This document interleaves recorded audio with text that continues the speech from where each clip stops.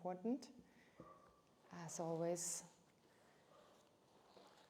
maybe get the prayer ready, so we do just one prayer.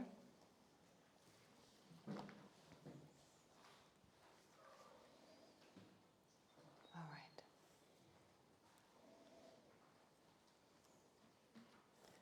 And start with some breathing meditation, okay? And then I'll guide you through generating the right kind of motivation.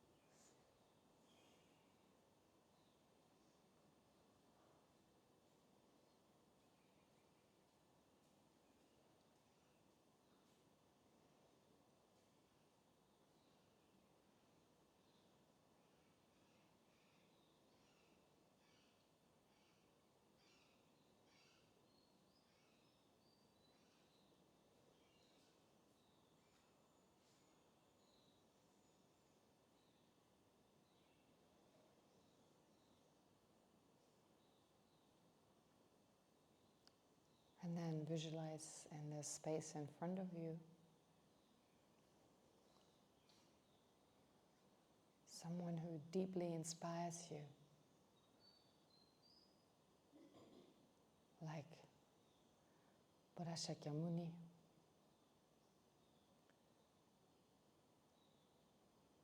or a Lama like His Holiness the Dalai Lama, or anyone else.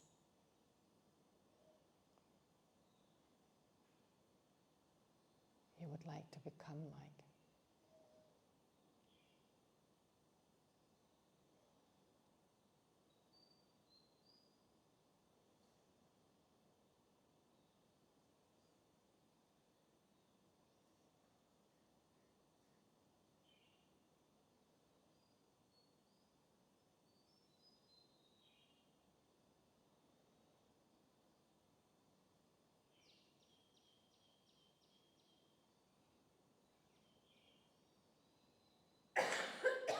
And then think you're surrounded by all sentient beings.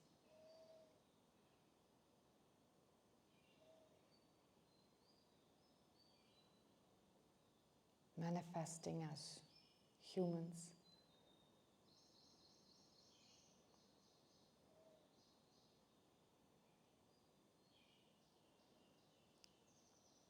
All equally under the control of their afflictions, confusion,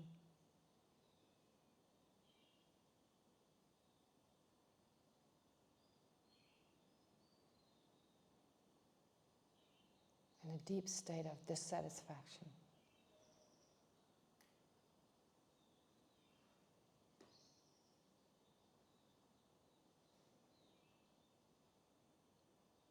Not finding any lasting happiness.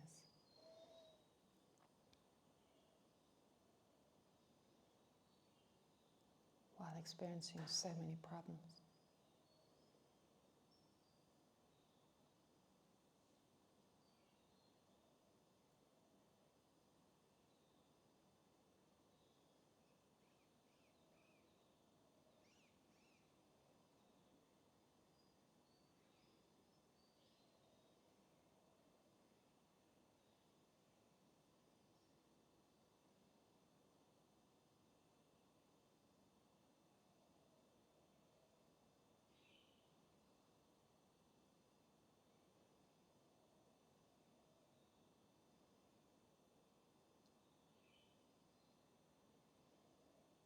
And then generate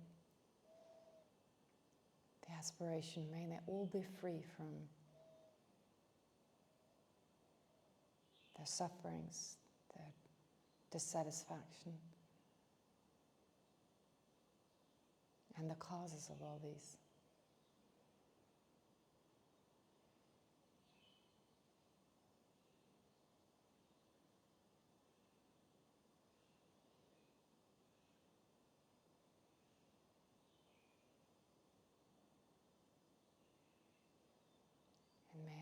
personally be able to help them achieve that.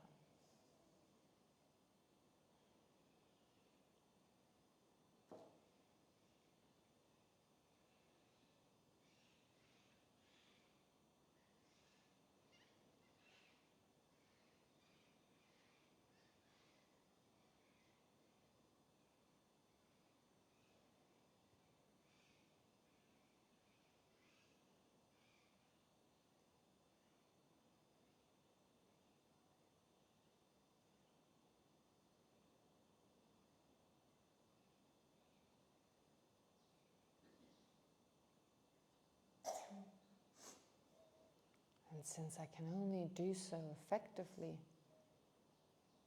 if I remove whatever is not in the nature of my mind, like my fundamental misconception, my attachment, anger, and so forth,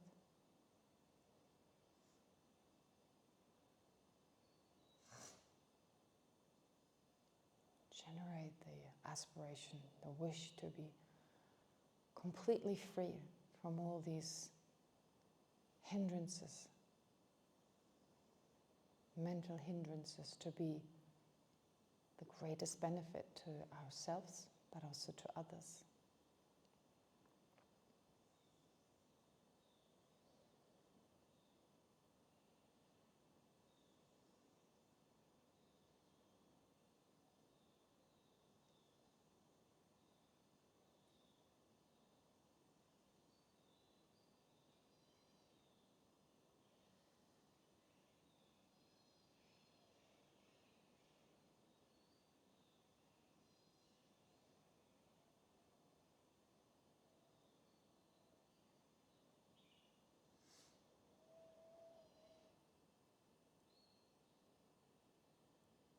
So with this motivation, let's recite the prayer.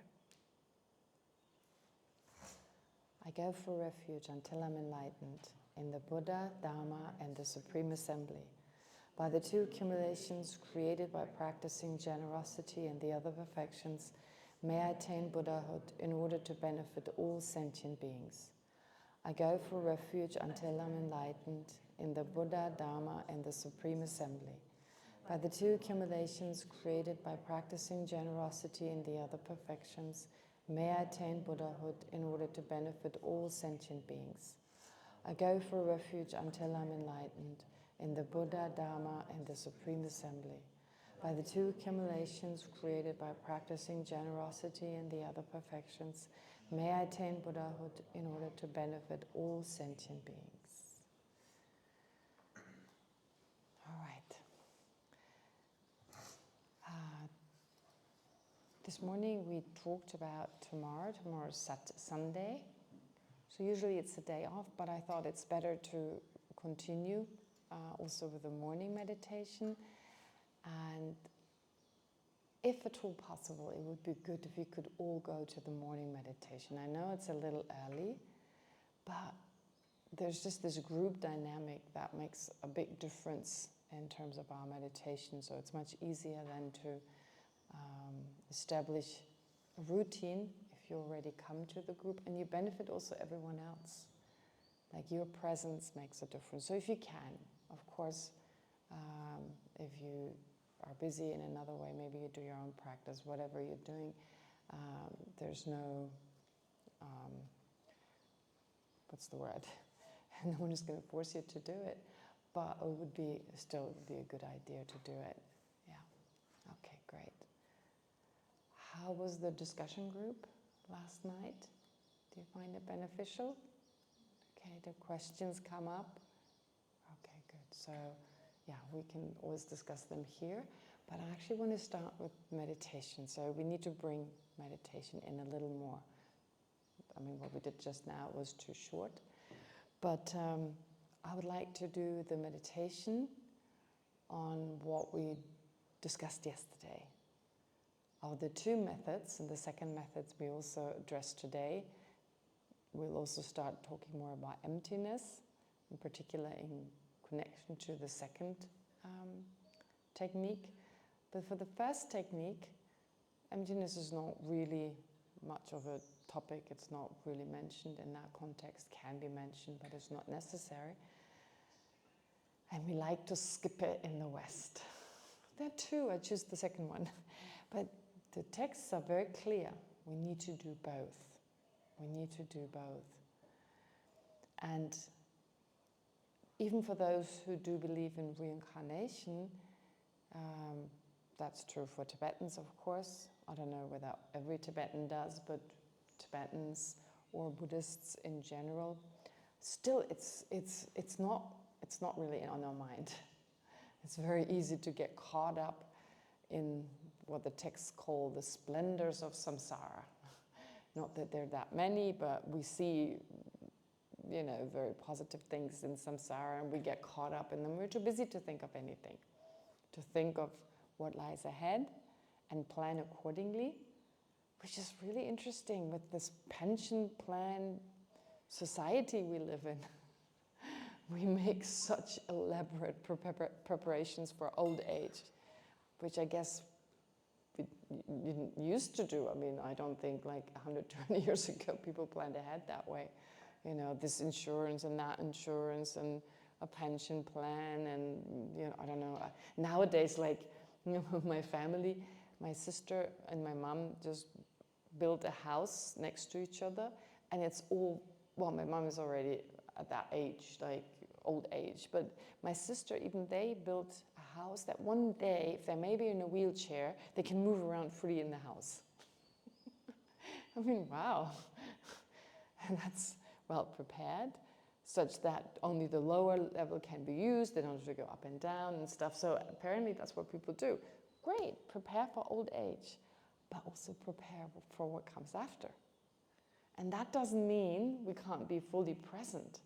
There's no contradiction to still be in the present, what's going on, to not obsess over it, but just have it in the back of our mind. We have to do that. If we don't, I mean, where are we going to get food tomorrow? People sometimes think like being in the present of the mind, like you shouldn't think of anything else. But then you have to plan ahead a little bit, like where are you going to get your lunch from, you know, the next day? You may not always be in a place like here where it's all prepared. No, I mean, you have to go shopping and what have you, maybe go to a restaurant at least. So make some plans. Being in the present doesn't mean you cannot plan ahead, or you cannot remember what happened in the past, and maybe learn from past mistakes by thinking, oh, I was in a similar situation before, I did such and such, or maybe this time I do it differently. There's no problem about this. Is not the issue here. The issue is when a mental affliction is involved in thinking about the past, obsessing over it, what they did to me, if I just had done it differently. Oh, that sentence. My mom loves to do that. If I had just done, and I'm like, Mom, you can't change it. Why waste time and energy on thinking if you had done it? Right? She loves doing it. All the past mistakes. And that, of course, also leads to guilt. Oh, I've done this wrong and that wrong. Right? Kind of like you're still the one who made the mistakes. And not being able to let go. That obsessiveness is a huge obstacle to live in the past. It's gone. What's done is done. Never mind. It's done. Learn from our mistakes and move on. And then about the future, yeah, make some plans, but be open that it's not going to happen the way we plan it. Have some plan, but then, okay, be open to whatever comes. So it's a bit of it's kind of a middle way once again. It's not about totally ignoring it and just be present. No. We brush our teeth for exactly that reason, because we think ahead. We do a lot because we think ahead. We exercise and what have you. So that is a good thing. It's important. And to think beyond just this life, what comes afterwards. Very important. Doesn't matter how young you are. Unfortunately, people die young. May you have a really, really, really long life, healthy, strong.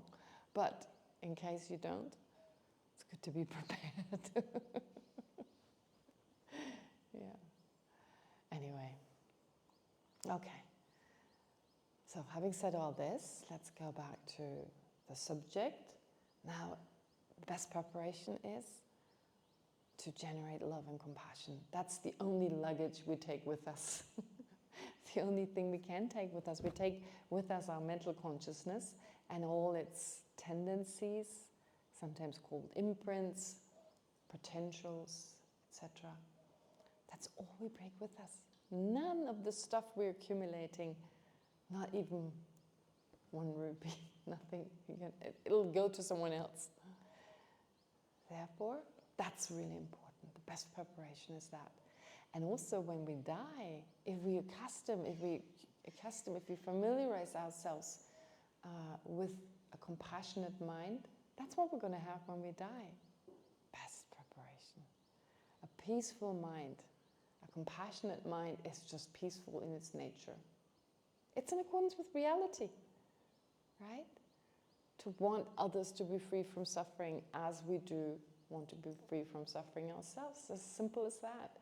That's realistic, because we're all connected. That's a realistic mind, and that leads to a state which is peace, satisfaction, right? No worries, no dissatisfaction. I mean, it's just that calm state, because that's the way our mind should be. That's the way our mind should be, and the Buddha's mind is like that. Okay, but how do we get there? Right now we're up against a big enemy. Or enemy, it's so aggressive to use the word enemy. I mean, Tibetans like to use this kind of warrior language, this kind of military language, if you like. At this day and age, it may seem a little inappropriate, but it's about be gentle when you need to be gentle, but be assertive when you need to be assertive, even with your own mind. And so therefore, be ready, right? Your own mind is doing its own thing. No, oops. Poor microphone. Your mind is all over the place, and sometimes it needs this kind of push, this kind of like, okay, enough is enough. Now settle down, just do your thing. And you can do it. It's incredible. It's not about suppressing. It's like sometimes, like if you feel like stressed out, for instance. I remember, and I read about this, like modern psychology, some of the techniques they use, and they work just as well. So apply these as well, they're great. I remember once reading how it was somewhere where when you're really stressed out and you're like, I don't know, if not feeling well, all you need to do is smile. Because if you smile, automatically different chemicals are released in the body. It kind of calms you. It's just there's a physical reaction. So I remember once we had this exam that was coming up, and it was so much work. It was really stressful. And for my native Tibetan classmates, it was really easy. But Tibetan is not my first language, not even my second language. So, whoa, all that stuff I had to memorize and do and understand fully. And it was just really hard, especially it was more towards the beginning. Later on, it got easier.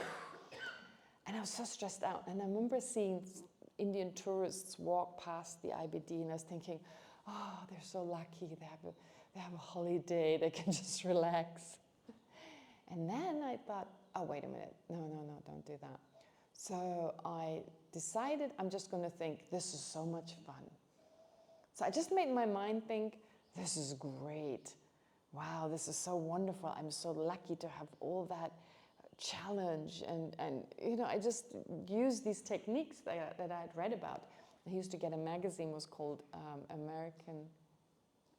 Scientific American Mind. Yeah, someone sent me this. It would have started a subscription for me. So every month, or sometimes a little late, a month later, I got my subscription. And so I remember reading about these techniques. And I did that. So like the stress, when it was really stressful, I was like, I hope there's more stress. I hope it gets more. I hope there's more. I mean, stress, again, it's not really stress from the outside, but I felt stressed out. And I was like, I hope there's more. And that really helped, right? I mean, I knew that wasn't real, but I was in control. I could do that. I could do it. It was me doing it, and it really worked. I calmed down, and I was like, whatever. right? What's the worst that could happen? Okay, I don't pass the exam, all right, then I'll maybe redo it or whatever is going to happen. So it really, really works. It's incredible how you can just tell your mind to do things, even you know it's fake, but you're not trying to fool yourself. You're not trying to fool yourself. You know it's not realistic, and still you do it. Can you think of other practices? This is not a practice as such, it's just a method. It's not really considered to be a practice. But other practices where you do exactly that, yes? Yeah, it's, the neurochemistry between anxiety and excitement is almost identical, and it's our own framing, which determines how we actually actualize it and feel it. So it's exactly what you're saying. I remember reading that and being like, oh, that is so true. I'm like anxious about something, and if you just tweak the framing a little bit, you can almost turn that into exciting. But when they scan the brain, almost identical brain patterns between those two emotions. That is interesting. Wow. Okay, that is, here we bring in again modern psychology. That's amazing. So when you're anxious, just think, this is really exciting. Wow, this is so exciting. I mean, try it. You just need to try it, right? You know you're faking it. But you're not fooling yourself. That's different. If you're trying to fool yourself, then there's another mind coming, hey, come on, I'm not that stupid, right? Because there are different minds at work, and you won't be able to keep it up for very long. But if you know, okay, mind, let's just experiment a little bit. All right, now I'm going to just think, oh, this is so exciting. This is so exciting. This dog is running at me with its rabies. It's so exciting. I'm joking. I'm joking. No, at that moment, just run. Okay, but I was thinking of a practice, a Buddhist practice, which is Tonglen. Have you ever heard of Tonglen? You visualize, you breathe in the suffering of all sentient beings, and as you breathe out, you give them all your happiness, and it multiplies as you breathe out, so don't worry, you don't run out. And when you breathe in the problems of other sentient beings, they destroy all your afflictions, they're all gone, and you're so much more happy, and you give out your happiness. You can't do that. It's not gonna, I mean, like, if that was possible, we wouldn't be here. We'd all be enlightened because the Buddha would have been breathing away for the last 2,600 years at least. But it's a really beautiful practice. It's like, it's like thinking, I mean, we're so focused on the brain, and it's a good thing actually, because we really profoundly change our brain. We're changing the connections, the synapses, whatever, I don't even know the right terminology in our brain, profoundly through this practice. So your mind is getting, your brain is getting ready. It doesn't know whether it's real or not. That's the good thing. Your brain doesn't know, right? If you visualize you're doing something or you're actually doing it, your brain doesn't know, apparently. That's what I read. Correct me if I'm wrong. But so it doesn't seem to know that. So that's the good thing. Just visualizing it, you're already making profound changes that help you to then actually verbally and physically make these changes. That's incredible. We just need to do it. And if you think about that, tantric practice works because of that. Tantric practice, so forget about what you think tantra may be. It's not any of that. Tantric practice, they're just very profound methods, very similar to modern psychology, where you visualize yourself to be something in order for your brain and your mind to change in such a way that you actually become that. And it reminds me of modern athletes. I actually once remember I watched a documentary about this gymnast who was doing, what is it called? These two parallel bars. Oh yeah, but they're not in the same height. Like one is higher, one is lower. Yeah. So she was doing this incredibly complicated movement and couldn't do it. And so her trainer told her, sit down and visualize you can do it. And so in her mind, she did it again and did it 3-4 times. So her brain was basically already trained to do it. And then she could do it. So you visualize you can already do it, which means you can actually do it then. So you just have to go through the movements in your brain. Or they sometimes talk about athletes when they run, I don't know, a marathon or even just for a short distance, to visualize they go fast. So what is it going to be like? You race past everyone else, and then you're there, you reach the goal first, kind of idea. So I don't know whether that always works, but it's incredible, the power of the mind. We can basically determine where we're going. It's all in our own hand, except we're so busy usually to do that. We forget to do it. We're busy with other stuff. We crave entertainment. We crave other things. We don't even know it's possible. And again, this is where modern science and Buddhism can come together. A lot of the techniques they offer now in modern science, and many of them are inspired by Buddhist ideas. I mean, the whole thing, the whole mindfulness stuff, well, we know where that comes from. But it doesn't matter where it comes from. Who cares where it comes from? The point is it works, and we can all do it. Yeah? Okay, so having said that kind of pep talk kind of thing, so keep doing it, keep working on this. It's incredible what you find your mind can do after just a short period of time. I mean, short doesn't mean a few days. It kind of means weeks, months, and years, but that's still relatively short. Okay, great. Having said all that, now knowing our mind can do this, our brain can do this, now what I would like you to do is this meditation, and again, I guide you through it. Thinking yourself going back in time. I'm just going to kind of take you back, as in like, it's not like a past life regression or regression. No, it's just saying, okay, think yourself going back many lifetimes, many lifetimes, again and again, right? So in that way, to get used to this idea, letting go of I'm just here right now, which of course you are, but that my continuum also existed in different ways in the past. Just kind of become familiar with that idea. And then, of course, to have had relationships with everyone in so many different ways. We just don't remember. All of us, we could have been so close to each other, be each other's parents, be each other's sisters, friends, husbands, wives, everything, right? We've been everything to each other. So to allow that possibility, just be open and just allow for that. And not just on an intellectual level, but also like, whoa, it's really like, we were so close at some point. The emotional is important. Of course, it's most important towards the end, but it doesn't harm to have a bit of a sense of, whoa, incredible, like being kind of moved in that way if you can. And then the next step is, of course, thinking, and of course, people have done terrible things to us, of course, as well, but that doesn't help. Thinking about that doesn't help. And anyway, they did that under the control of minds that are not even realistic. So why go over that? But then based on minds that are in accordance with reality, love, compassion, and so forth, not that they weren't attached, of course, that was also part of our relationship, but there were also positive states of mind that we naturally do have and that are seen as in the nature of our mind. So to think out of this, they did so much for us. They protected us from harm.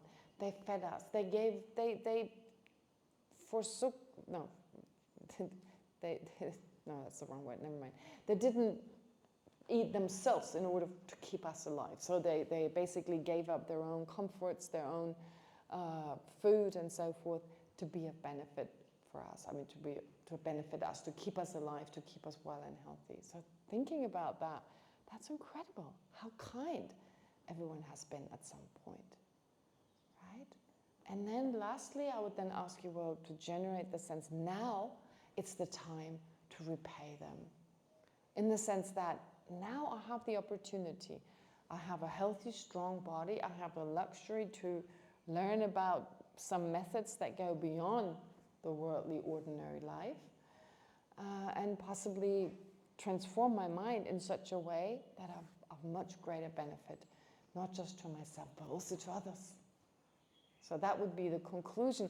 And then I would ask you again to kind of have a feeling, generate a feeling, elicit a kind of feeling like, wow, I'm going to do this. Whatever's the feeling. I mean, it's up to you, but kind of like maybe a determination. I got to do something. I cannot just neglect everyone around me. because of our closeness in the past. And of course there are other reasons, we go through them later on, why this closeness makes sense. But for now we'll focus on that. Okay, great. So let's start again as always with a few moments of breathing. You can also stay on the chair, it doesn't matter. Okay. All right, and then I'll guide you through it as usual.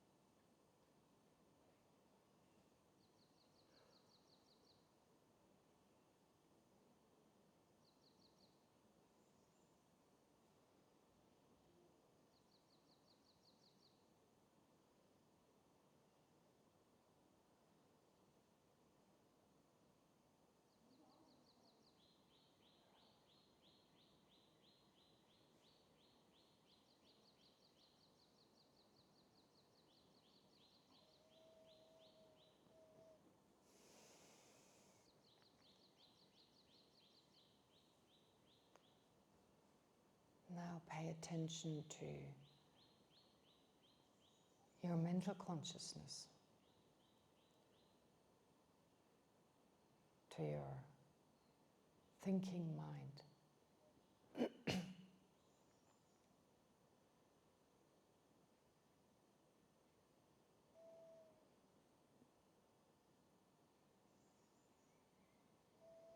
And become aware that it is a continuum.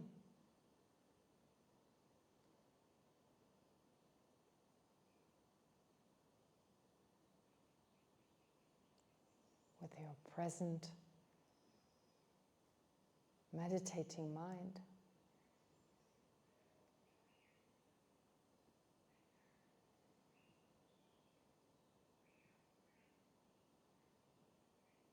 existing because it was preceded by yesterday's mental consciousness or thinking mind.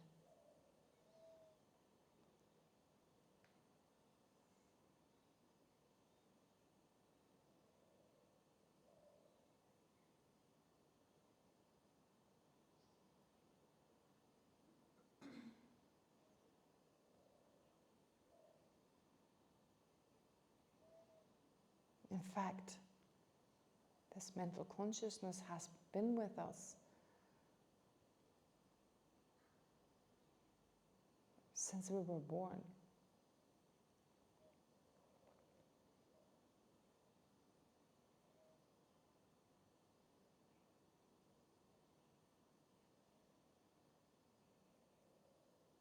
It's this constant narrator.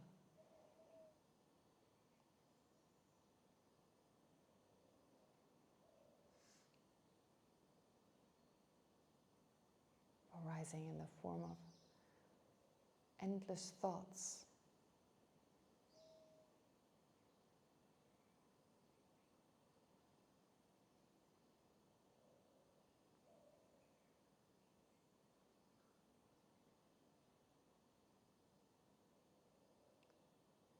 Changing moment by moment.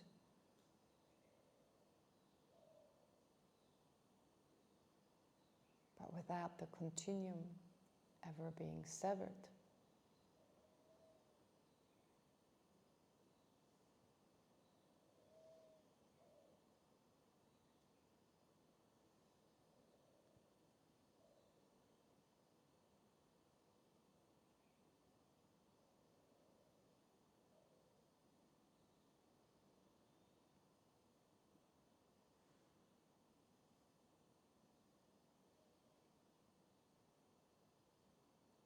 that sense,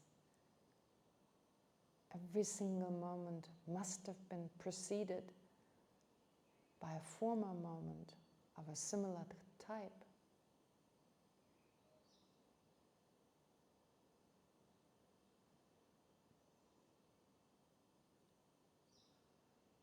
Every moment of mental consciousness or a thinking mind must be preceded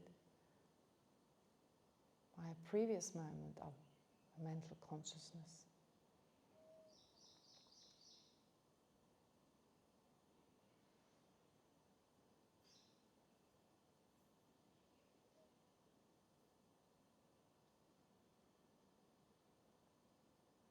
And thus, our mind, our mental consciousness has no beginning.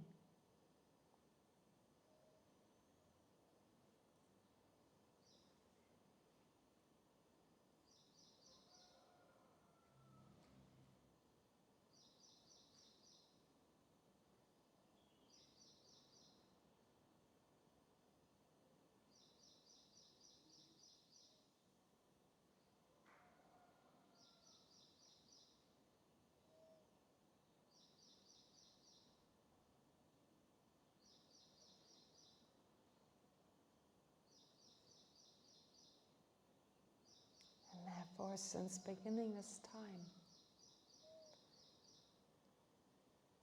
our mental consciousness has existed in different bodies.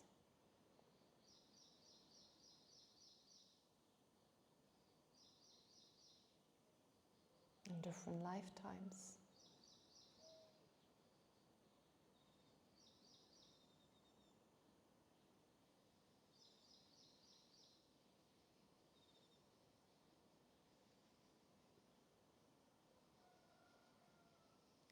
Sometimes human,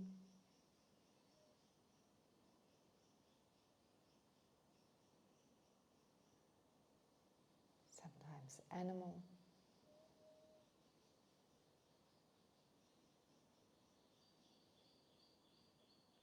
sometimes celestial being, and so on.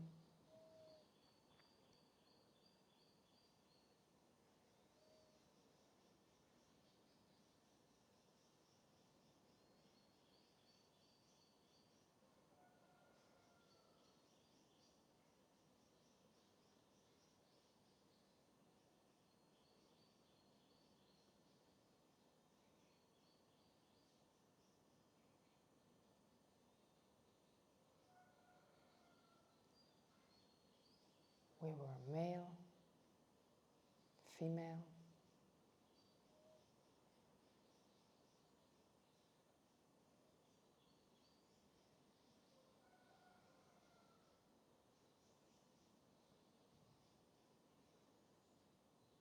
rich, poor,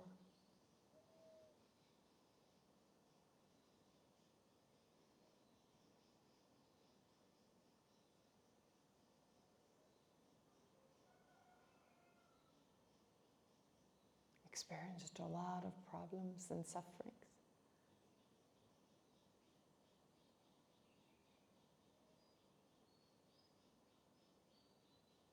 But also a lot of ordinary happiness.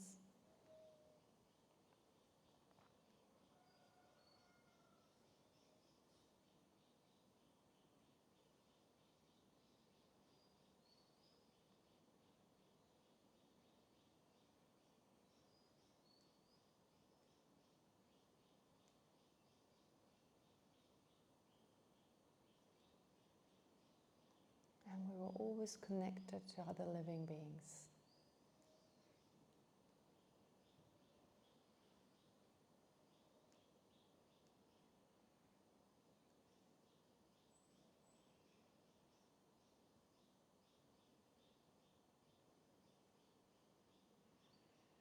In fact, no one is actually a stranger.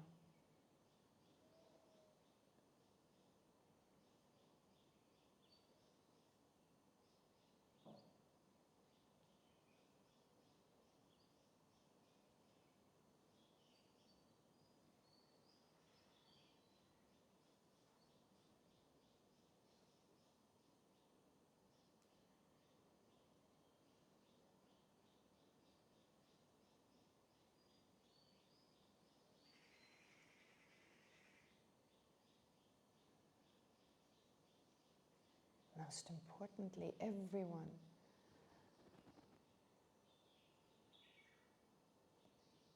has in many of our past lives been extremely close to us.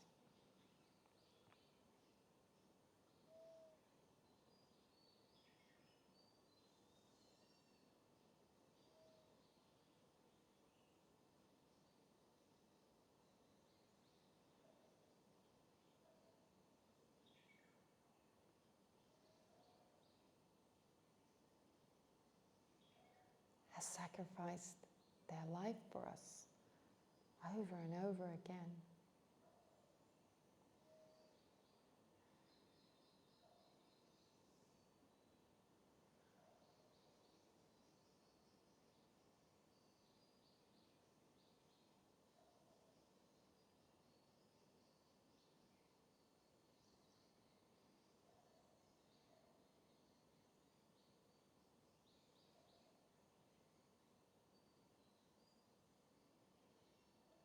Has taken care of us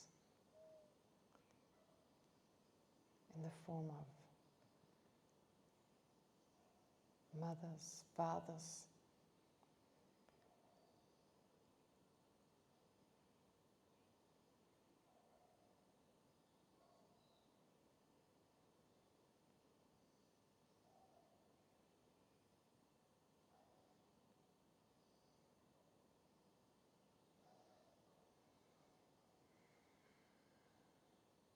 and I've put our welfare before their own.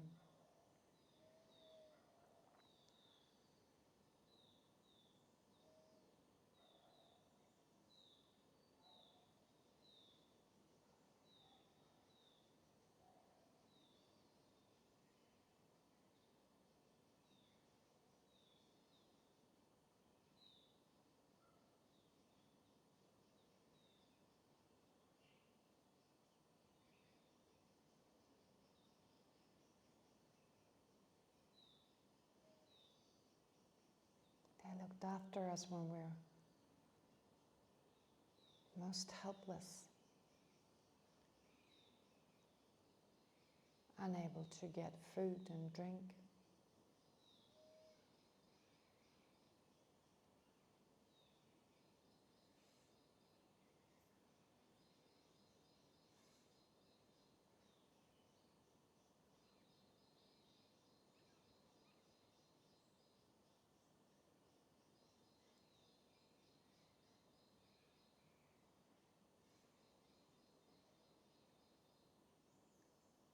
So in other words, every single living being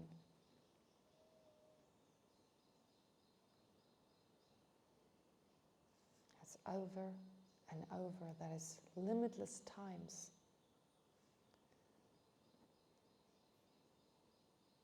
put us before themselves,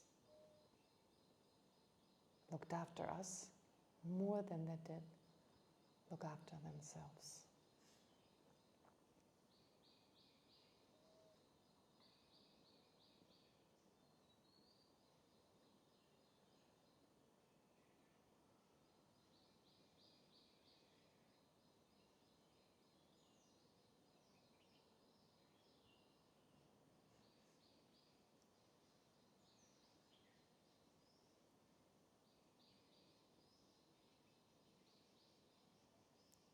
And they showed us so much kindness.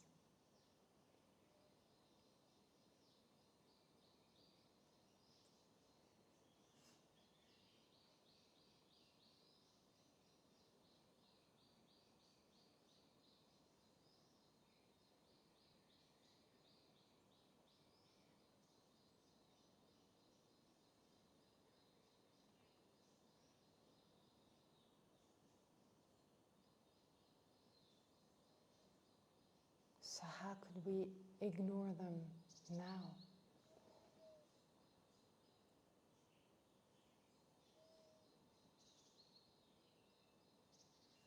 Even if we don't remember our closeness and their kindness.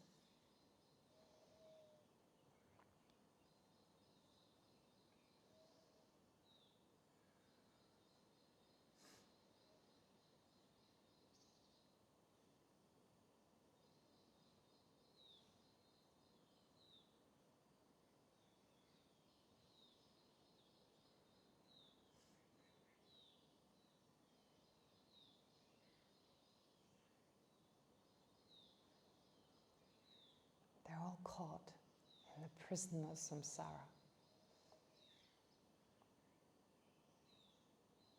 the torture chamber of cyclic existence.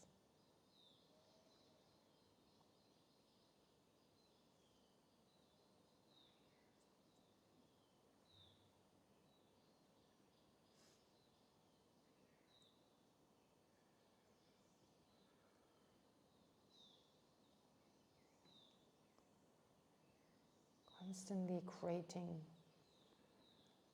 new causes for problems, difficulties, pain, and so on.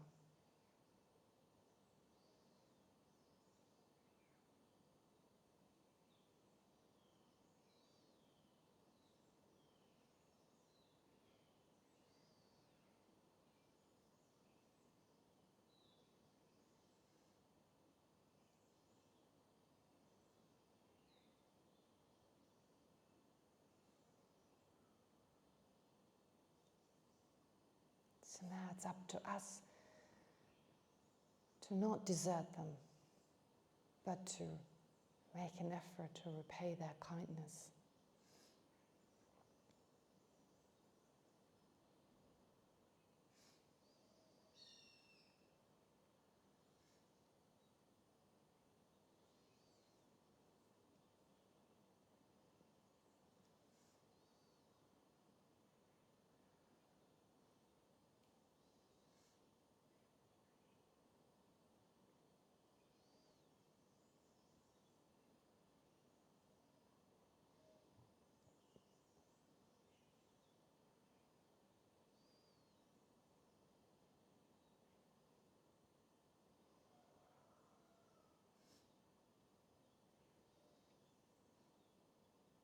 To help them not just in the short term, but in the long term.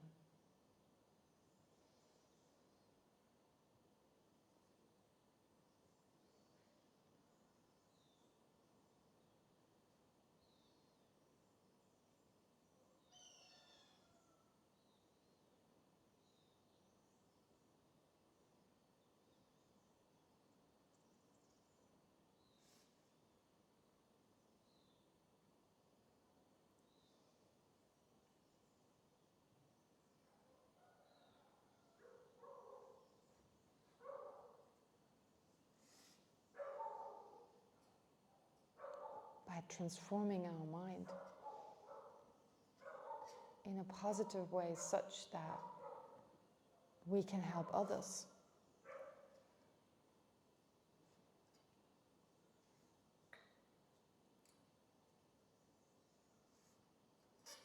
To do the same.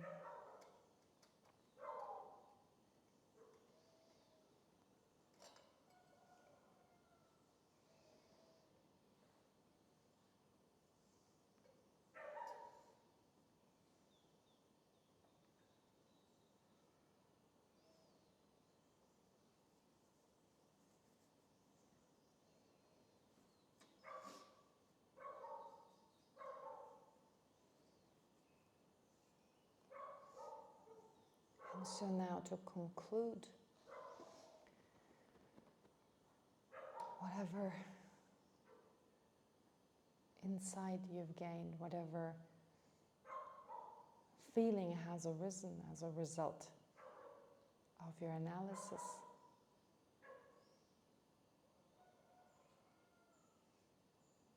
whether it's feeling determined to do something or whatever else it is, spend a few moments to remain absorbed in that feeling, remaining single-pointedly focused on it without analyzing.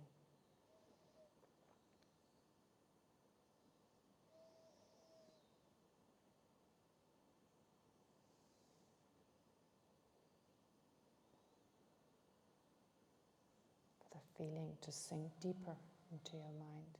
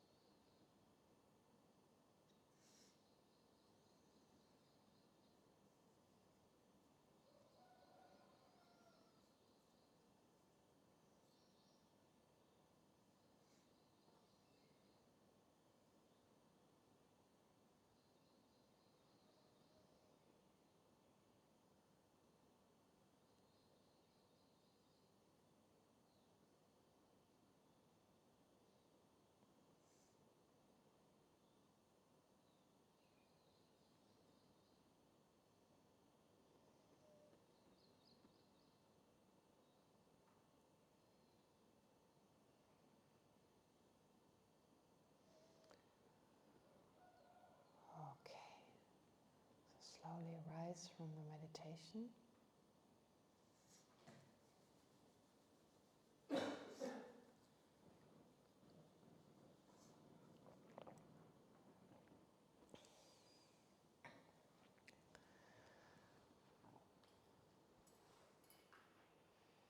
No.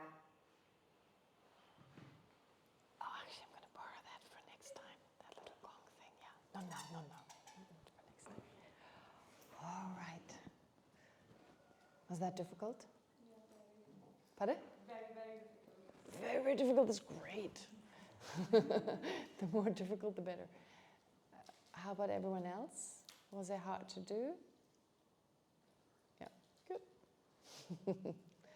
Yeah, well, we're the social media entertained people. It's a little harder for us to meditate, I guess.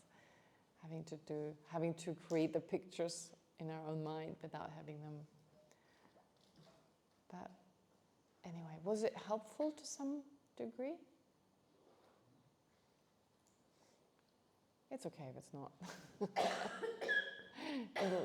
It'll become more helpful, or it may not be obvious that it is helpful. All right, great. Okay, so that is the first technique that is usually described in the texts of just generating that closeness, right? I mean, just going back in time, and of course that is difficult, it seems very abstract, etc. But when you do it more often, you really get a sense of, oh yeah. I mean, sometimes what I find helpful is like reading a little bit about history, for instance, just a little, I don't know, not like every detail, but you know, in the 15th century, in the 14th century, and to remember we lived then as well. So we don't know where and how, that of course we don't know, but to get a bit of a sense, wow, if I lived in Asia, if I lived in, we don't even know whether we were in this world, but let's just say we were in this world, on this planet. As many of you probably know, there are a lot of world systems, a lot of galaxies, etc.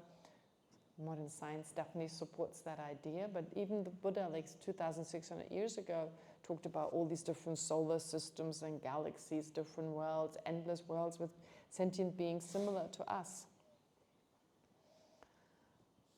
So therefore we may have lived here, we may have lived on this planet or on a different planet, we don't know. But the point is to go back in time and think, I was there. At that time I lived, and at that time I lived. I was around. It also helps, I mentioned that yesterday, in terms of identifying so strongly with who we are now, right? Identifying with like a certain religion, a certain cultural belonging, or belonging to, so like a certain group of people, being educated or not. We were everything at a different time. It's very interesting. It helps to let go a little bit. I mean, it doesn't make me not female or not German or whatever. I mean, all that remains. But this holding on to it, it's kind of like, okay, I was a female now, but I was a man in my last life, right? Or if you're a male, you were a woman in your last life. So big deal. Why do we identify so strongly with this particular gender? If we do, it's really helpful. It's like it becomes a lot less tangible, right? Our religion, for instance, etc. Yeah, all that. Belonging to a particular class or what have you. All that. Oops. Sorry, keep doing that. And then, of course, thinking of all sentient beings. There's no stranger. There's no stranger. We just don't recognize each other. Or maybe they do, right? Maybe we run into a dog one day and they go, oh, I know you. We were once married. There's a beautiful description in the text, in the Lamrim text in particular. I'm sure you've or maybe you've heard about this. It's from Shaiputra. Like Shaiputra basically is said to have special abilities, which is not surprising. Our mind actually has the capacity to know. That is the definition basically of the mind. The mind can know, it has the capacity to know. But because we have so many obstructions, mental obstructions in the form of the misconceptions and so forth, therefore our mind can't always know. Okay, I mean, a lot of things it can't know. But it's in the capacity of the mind. So if we start to transform the mind, remove some of the, at least the influence of some of the stronger mental afflictions by reducing them, we can actually become more perceptive than we were earlier. Of course, if we're only obsessed about ourselves, we cannot see others. It's something we can all understand, basically. We all have some experience of, I guess.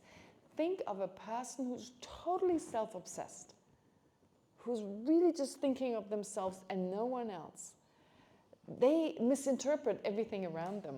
Oh, these people are talking to each other. They're probably talking about me. Or someone just looked at me in a funny way. They probably don't like me. Or they smiled at me. They probably think I'm really special. Right? It's got nothing to do, they just smiled at you because they had a good day and you just happened to come by and they didn't even look at you, they were just happy and smiled. But no, you refer it back to yourself. So extremely self-centered people, it becomes more obvious, well, if we're not extremely self-centered, then it becomes more obvious to us how they don't see things around them, or they interpret them in a way that always relates back to them, which is not, you know, how things really are. It's not everything about that person. So even if we don't have that degree of self-centeredness, but our self-centeredness also keeps us from being more perceptive, especially with the people around us. But I have met some people who were just less busy with themselves and their own situation, and they paid much more attention to people around them. And we're very perceptive, like, oh, this person doesn't seem happy, this person seems to be, right, like in their interactions with people, they were very, perceptive. I mean, like really understanding what is going on. And I think we can all get a sense that this is possible. But then, if you further that kind of ability, not just on the worldly level, but you deepen your meditation through single-pointed focus, don't pay too much attention to the self-centered mind, don't be so influenced by it, you can develop abilities that are ordinarily in English called clairvoyances. But really, in the end, it's not really like clairvoyance. It seems like some kind of new age spacey or some kind of witch-like kind of ability, I don't know. No, but it's just the ability of the mind to do what it does best, to know. Except now, some of the obstacles that keep us ordinary people from knowing certain things, they have developed. In fact, to give you another ordinary example, I have a friend who has been trained in Thailand and other places in these special techniques for massage, like therapy, kind of like massage therapy. She learned many different types, I forget all the names that she usually uses. And she's become very perceptive. Like when she touches someone, she can feel things in that person's arm, for instance, or in their back that I would never feel. So does she have clairvoyance? Is she like, whoa, some magic? No. Or when you go to the Tibetan doctor and they take your pulse, you know? Yeah, I can maybe kind of hear I can know the beating of my heart this much, but I don't know what's wrong with my liver or whatever. So again, that is a kind of training. You've trained through focus, through, I don't know, instructions and so forth. You trained your mind to perceive things that ordinary people can't perceive. So similarly here, when we speak about clairvoyance, it's not like a doctor in this case, but they know another person's mind. And even like with twins, it's very interesting with twins. I remember listening to a program not so long ago, it was on the BBC, about twins, and they were so super close that when one twin had an accident with a motorbike and was in a lot of pain, the other twin knew it had happened and felt the same pain. So he told his parents, forget his name, Alex or Mark, he had an accident. And sure enough, they called up the hospitals, and he was in hospitals having just had a severe accident.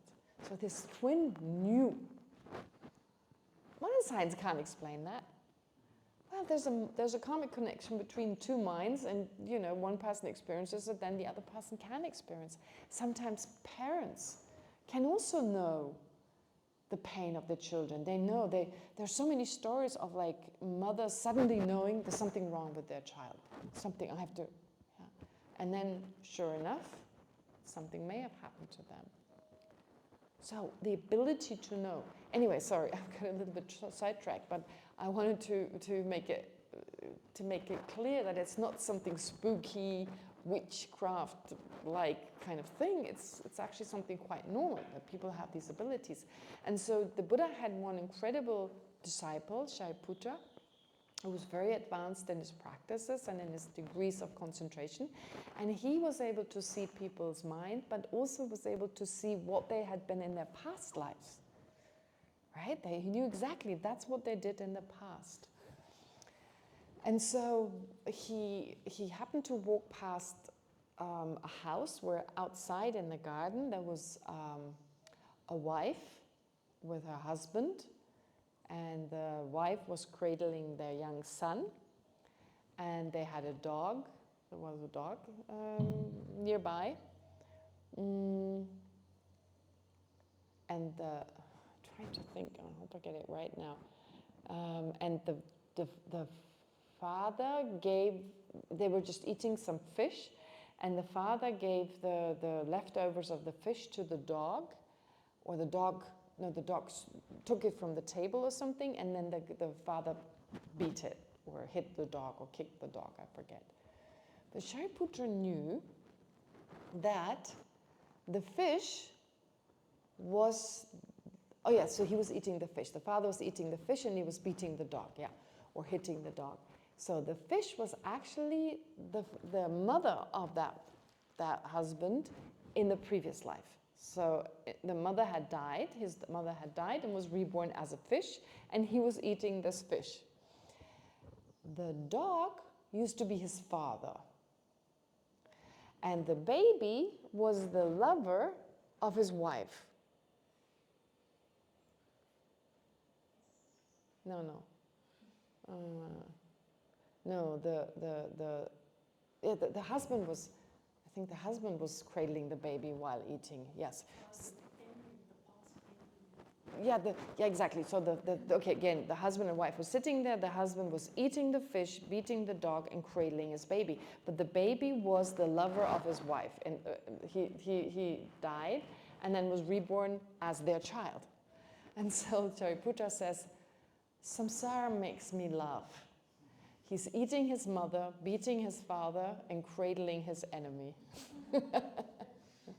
Right? Sorry, I kind of got a little confused about the story. But you see, it's like in your previous life, it was your worst enemy, and then they're reborn as your child. Think about it.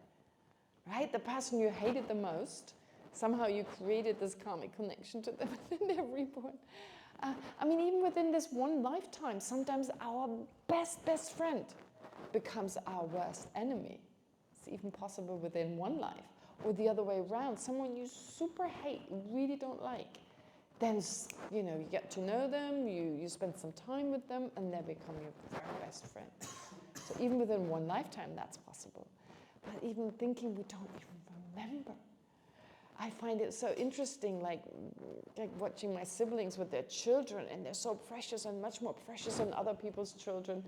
And I'm thinking, I don't tell them, but I think I'm crazy. But these other people's children were also your children, right? So like believing your own child over the other child when they had a fight, like, no, my child doesn't lie. And I'm like, I know they're not going to lie sometimes. I know they do. Tell their aunt because she doesn't discipline them, so that's okay. But they don't tell their parents, and their parents believing, no, my child never does this. And the other mother does exactly the same, and then there's some problem between the parents. And I'm like, those were all your children as well. We just don't remember. Isn't that incredible? It's really pretty crazy. Or like, like this dog, it really annoys us, or this mosquito, like, am I going to let it have some dinner, or am I just going to go, no one sees it? And then it may have been your mother, right? Or your child. That's what you just did with your mother. Oh, yeah, it's really crazy when we think about it, isn't it? I mean, it's hard for us to believe because our mind is so not used to think like that. We're not used to think. We're used to think of just this lifetime and nothing more. Science seems to support that, and unless you come from a cultural background where that is definitely a possibility, it's very hard to change that. But the good thing is it can change. At some point, it doesn't make sense in any other way. So many things that can't be explained can be explained through that. Yeah. Anyway, all right. Now the second technique. So the second technique is much more, not just much more, but it's totally focused on the present. It deals with the present. Okay. It's called equalizing and exchanging self and others, or self with others, or self for others.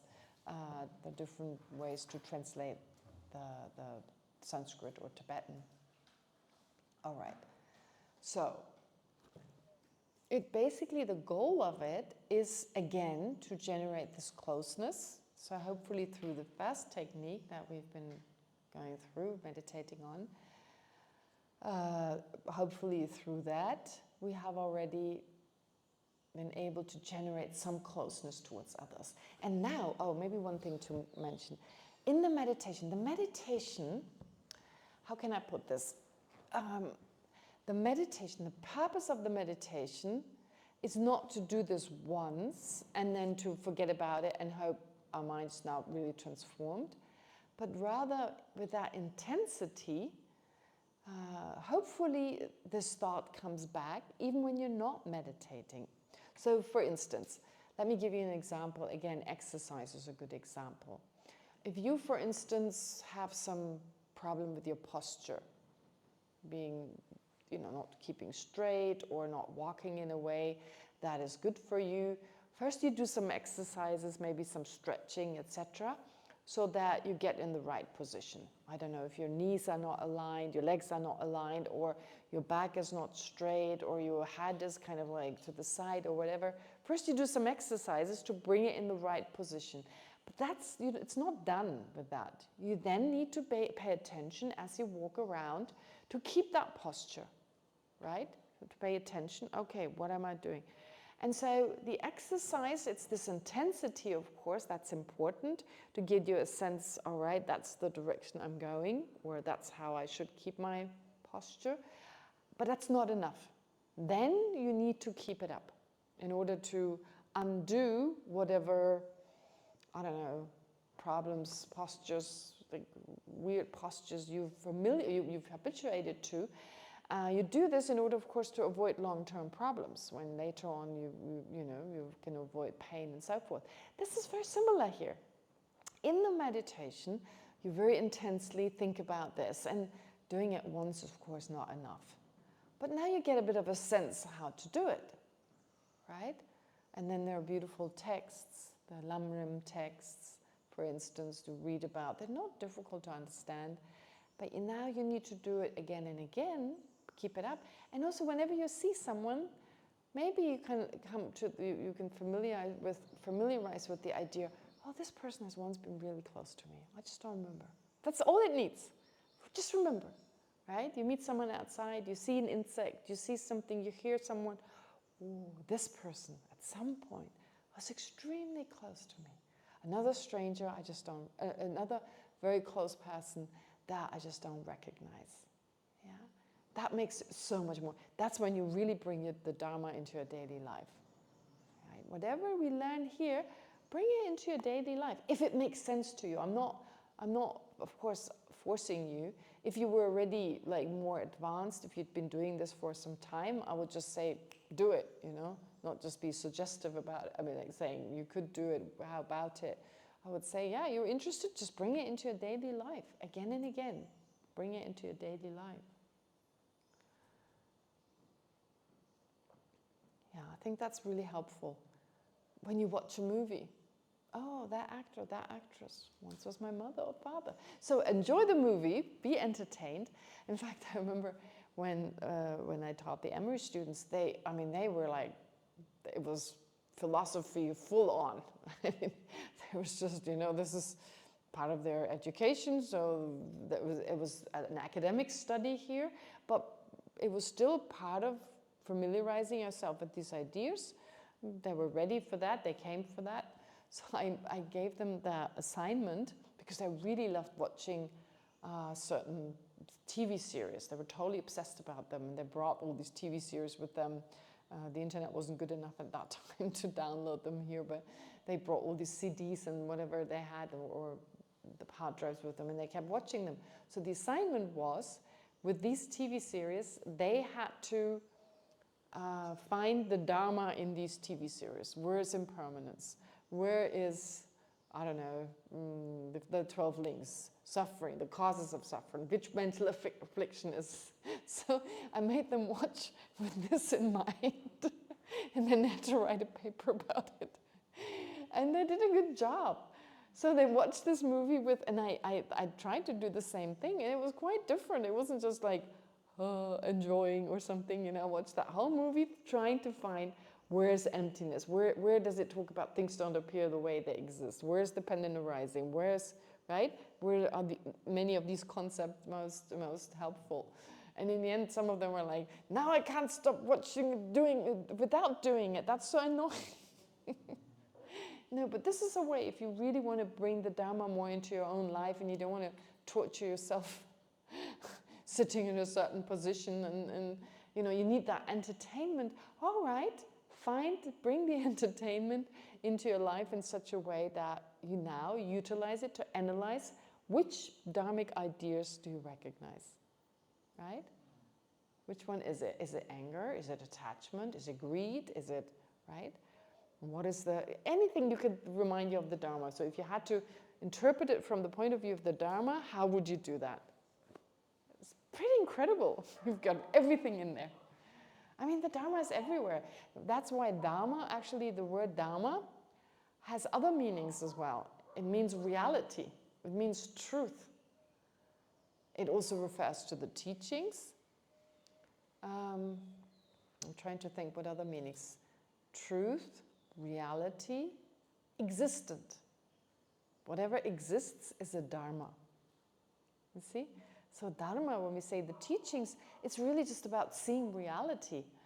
And again, it's not about, you see, like we apply labels. That's all they are. So we say Buddhist.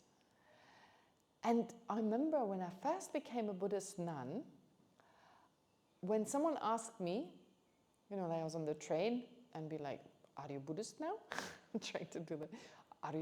Excuse me, madam, are you Buddhist now? I didn't want to say I was Buddhist. I didn't want to say I was Buddhist. I felt like I couldn't be anything else if I was Buddhist now. I'd be put into that drawer of like being a Buddhist, and I couldn't be.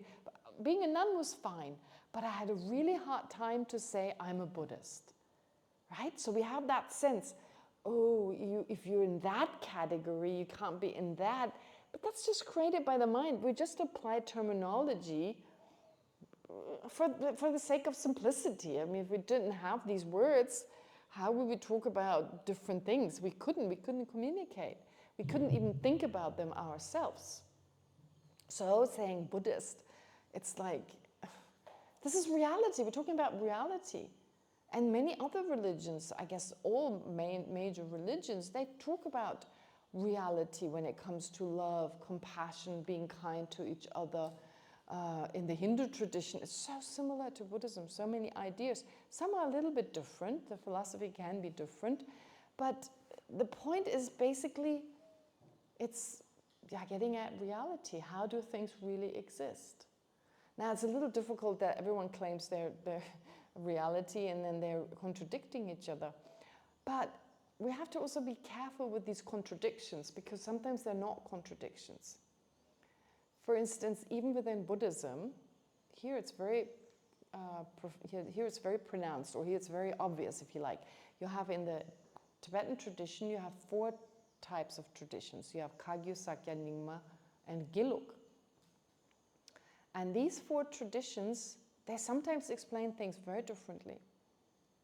And you go, ooh, they're contradictory. But we studied as part of our education, part of it was to also study the other traditions. And we spent some time in the Kagyu, for instance, at Dharamshala in Bir. We debated with the monks there. We got classes by a Kenshin, by a Kempo or Kenshin.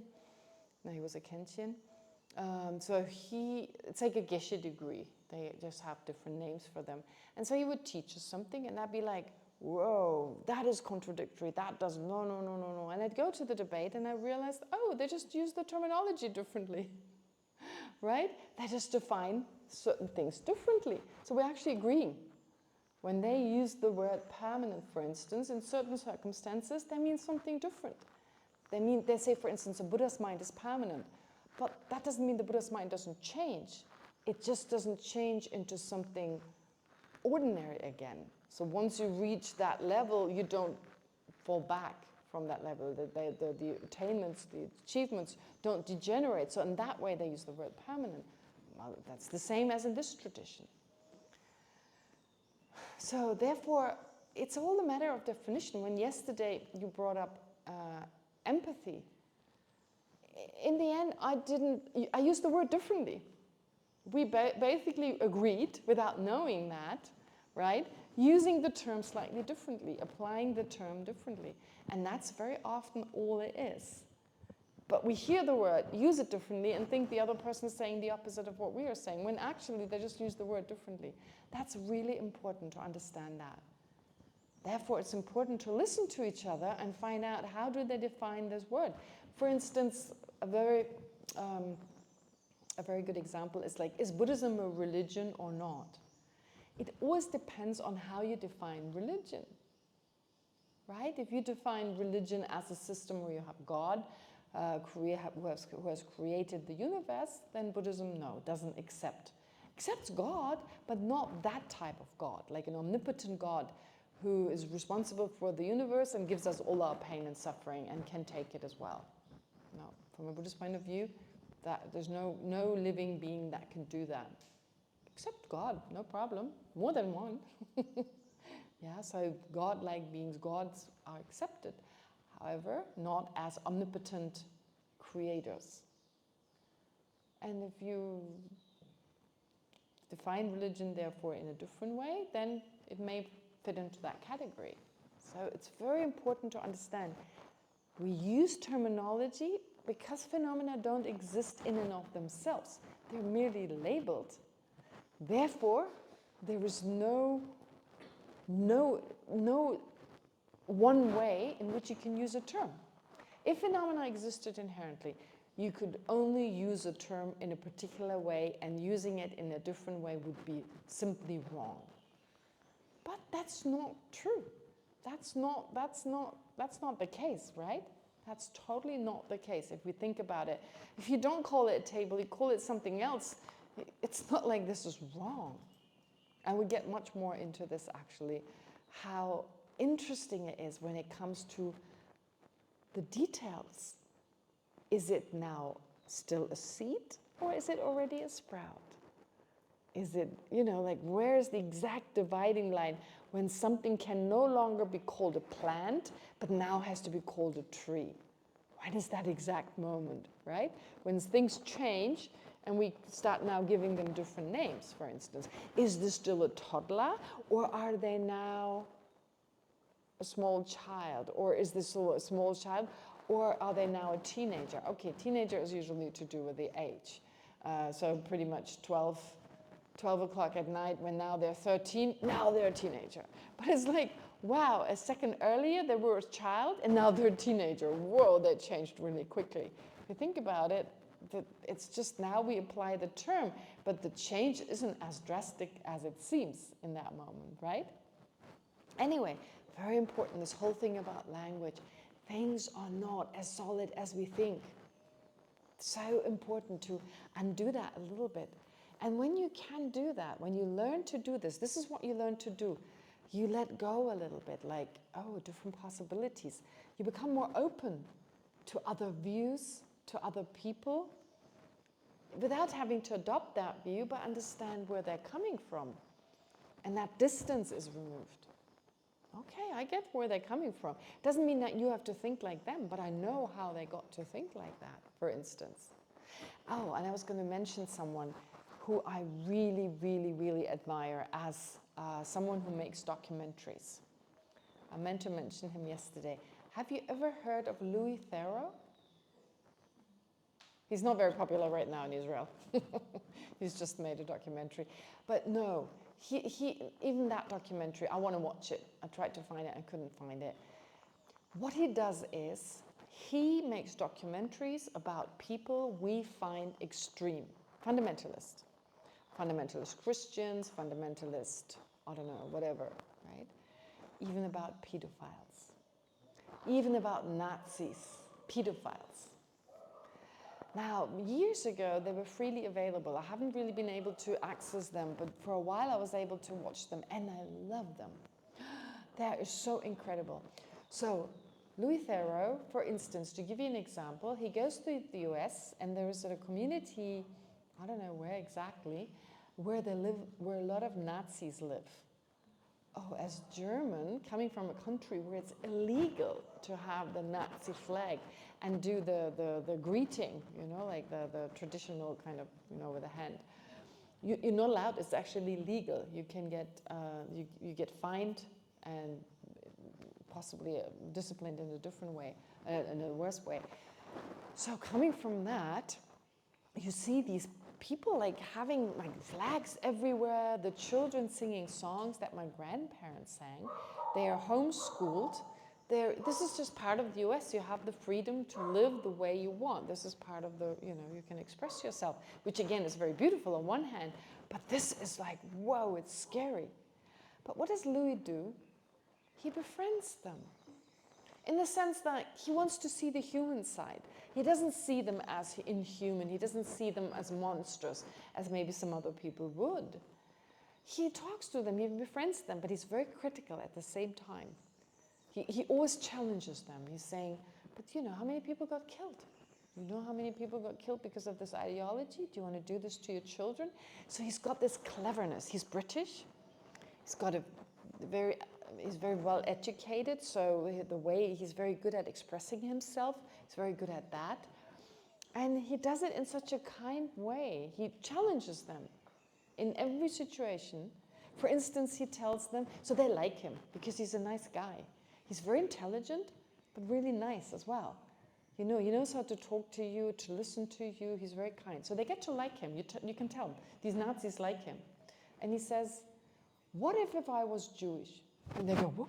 Are you Jewish? Louis, are you Jewish? I'm not going to tell you. Doesn't matter. Do you like me for who I am? Yes. So if I were Jewish or not, who cares? Oh, so it's really difficult for them. So he taunts them the whole time. He never tells them whether he's Jewish or not. He's not. In the end, it turns out, I mean, I looked it up, he's not. But even if he were, he could, you know, just in terms of like having darker hair, it doesn't mean every person who's Jewish has darker hair, but he could fit. You could kind of think, okay, he doesn't look like, I don't know, he's from a different continent altogether. Again, there's of course no probation. But the point is, they don't know. And they're like, are you Jewish? Are you not? You know, and he's like, he doesn't give it away. But the beauty about it, you walk away from that documentary thinking, terrible what they do, but they're still human. That's the human side. So you can't hate them. You can't go like, ugh, these are animals, these are monsters. It's so beautiful.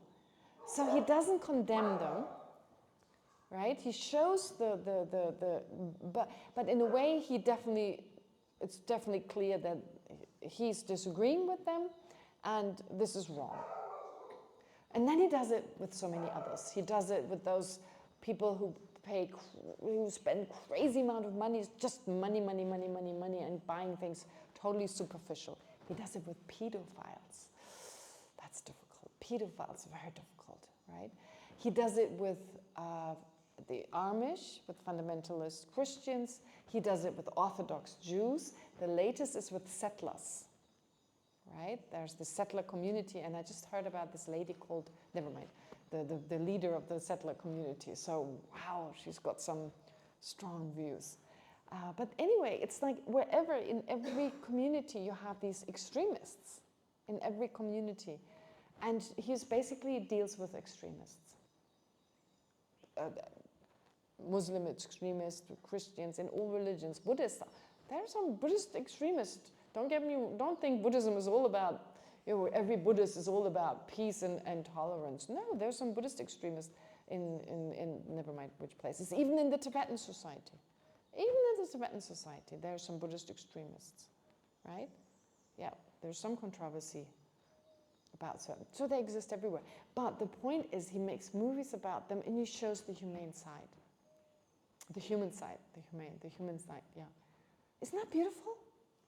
I don't know whether you agree, but you see, like, all sentient beings, minus the extremists, it's not going to work, right? You cannot have bodhicitta. We haven't really discussed bodhicitta, but you can't have bodhicitta if it's all sentient beings minus one. Can't. That's no bodhicitta. Minus one, that's one too little, one too few. So therefore, with the extremists, it's so good to see they're just humans. And I tell you one thing. I remember years ago, I know it's 10, that's just the last thing I say. Coming from where I come from, the Second World War is still very much in the psyche. It's getting weaker and weaker with every generation, but it's still very much there.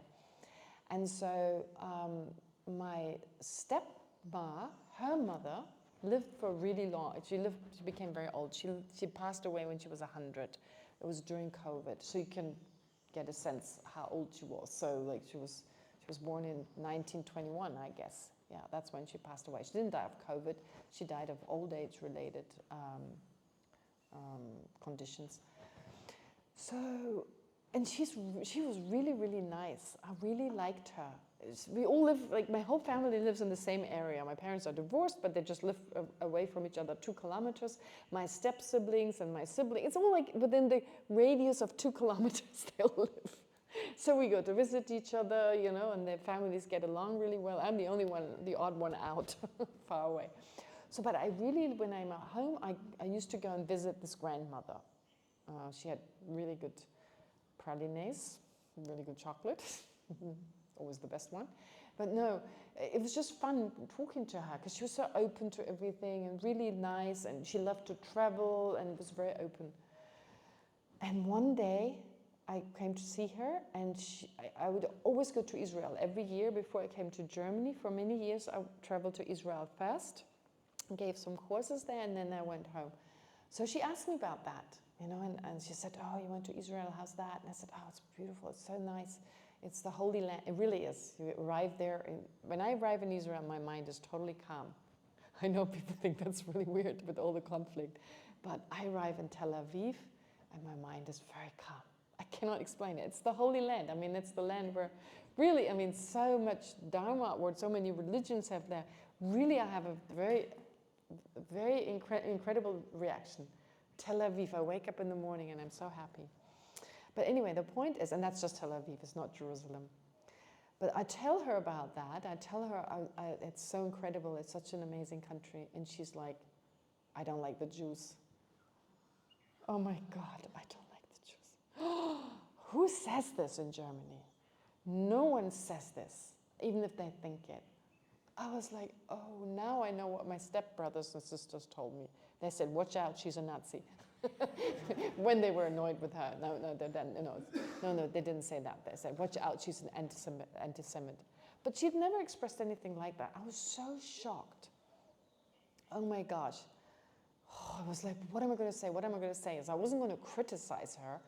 You're an anti-Semite, what are you doing? No, I wasn't going to say that. But anyway, so she went on, and it was pretty much like Nazi propaganda, kind of like, oh, the Jews, they're responsible for all of that. And they're like, seriously? I think all I said was, seriously? I mean, do you really believe that? And then she couldn't really, she knew that was wrong. And then she was like, well, in the end, it was all our fault, And I was like, but not yours personally, you were a young person, but it was. Anyway, so not much to say, and we agreed to disagree, and that was it. But I was so upset with her. I was so upset with her. I was like, gosh, she's a Nazi. I really liked her, but there she is. And like in my mind, I was so resentful towards her. it's a little hard to understand for everyone here. I mean, this issue is so big, right? This is such a big issue in Germany. So there's such strong emotions involved in that. But then I thought, wait a minute, who am I to judge her? I was thinking, if I had been in her situation, a young girl, right, in her early 20s, and I had been brainwashed, right? And I'm not saying, this is not saying she's not responsible. She is responsible, of course, for her thoughts and all that. But we're also the result of causes and conditions. And I'm thinking myself superior in the way that I'm thinking. I would never think like that. But if I had been born in a certain environment where I was conditioned in such a way, can I say for certain I wouldn't be a horrible person? Or I wouldn't be, no, she wasn't a horrible person, but I wouldn't hold these very fundamental, this view. I can't. Unfortunately, I can't. If I had been born to parents who'd brainwashed me, who'd been racist or whatever, I don't know whether I could. And that was humbling. I thought, okay, I have to be careful how I judge people. It's still totally wrong. It's terrible that they think that way, but it brought me back to Louis, right? So Louis really brings this across. Sometimes people they have these extremist views. They were raised in that way. They were brainwashed by other people and so forth, and they brainwashed themselves and what have you. It's terrible to have that kind of ignorance, but to not hate them for that. Instead, understand it, and of course, work in a different way. And Louis does it so skillfully by not saying, oh, you guys are all like off the scale and you should be burned or whatever. No, he's saying, no, I don't agree with you. And he argues with them. Look, you like me. If I were Jewish, for instance, or you like me, if I were whatever you dislike, you like me now, there's a contradiction. Isn't that beautiful? I really like that. I don't know, because see, like this whole thing, everything we're doing is here to generate more love and compassion for others. That is so important. And it's so difficult with some, especially the extremists, right? Extremists in governments, extremists everywhere. But if we hate them and we resent them, it makes things worse. It's not going to help. It's not going to work. Instead, find that humanity within them. Connect with them on that level of humanity. Even if they're the terrible things, but there's always that humanity within them. I think that's really important. And then everything else becomes easier, because everyone who's not an extremist, well, that's super easy in comparison, right? I don't know whether you found that helpful, but I went through that whole process. Nice people, it's easy. Normal people, not nice, not terrible, no problem. Extremists, well, very difficult. Anyway, let's take a break. I'm a little bit late. Okay, please go.